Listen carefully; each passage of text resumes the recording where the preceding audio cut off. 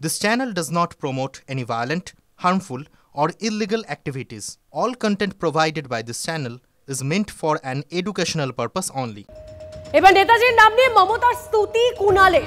মা শারদা নাইটিঙ্গেলের পর এবার নেতাজির নাম টেনে তৃণমূলে মমতা স্তুতি। সংসদীয় রাজনীতিতে আলাদা দল গড়ে সফল একমাত্র মমতা বন্দ্যোপাধ্যায়।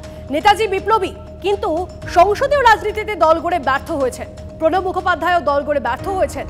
বাংলার মাটিতে আলাদা দল করে একমাত্র সফল মমতা বন্দ্যোপাধ্যায়। মন্তব্য কুণাল ঘোষের। যদি কংগ্রেস রাজনীতিতেও দেখেন খুব সত্যি কথা বলতে কি খুব অপ্রিয় সত্যি, নেতাজি সুভাষচন্দ্র বসুও কিন্তু আলাদা দল নিয়ে তিনি দলীয় রাজনীতিতে সফল হতে পারেননি। তিনি একটা ঐতিহাসিক বিপ্লবী, স্বাধীনতা সংগ্রামী, তিনি নেতাজি, কিন্তু সংসদীয় রাজনীতিতে দল গড়ে ব্যর্থ হয়েছেন। প্রণব মুখোপাধ্যায় দল গড়ে ব্যর্থ হয়েছেন। ফলে বাংলার মাটিতে যদি আলাদা দল করে কেউ কোনো নেতা বা নেত্রী সফল হয়ে থাকেন, তো তাহলে সেটা একমাত্র মমতা বন্দ্যোপাধ্যায়। এর আগে তৃণমূল নেত্রীর সঙ্গে মনীষীদের তুলনা করেছেন একাধিক তৃণমূল নেতা।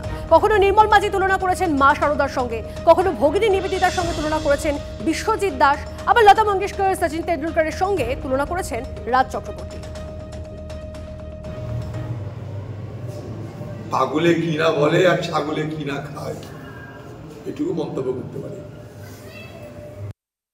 শারদার সবচেয়ে বিগেস্ট বেনিফিশিয়ারি কি আমি বলেছি নাকি, না বিজেপি বলেছে?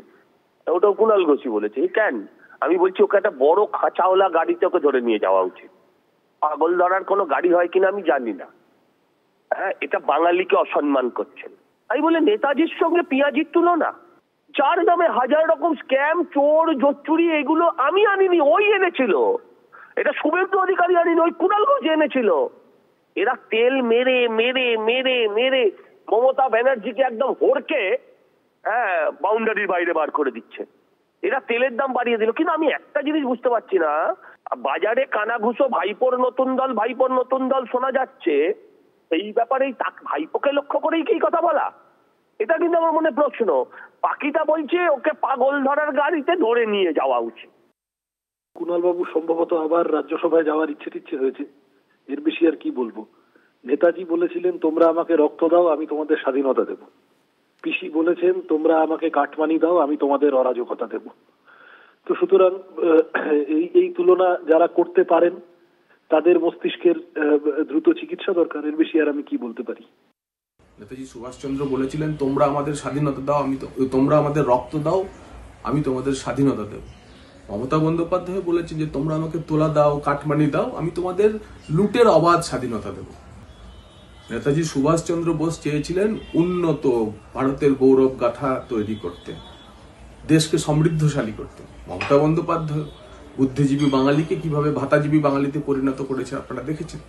উৎপাদন শিল্পের বদলে চপ শিল্প পশ্চিমবঙ্গে প্রবর্তন করেছে আপনারা দেখেছেন, এবং 7 লক্ষ কোটি টাকার ঋণ আমাদের মাথায় চাপিয়ে দিয়ে উনি তো নেতাজির থেকে বড় নেত্রী হবেন।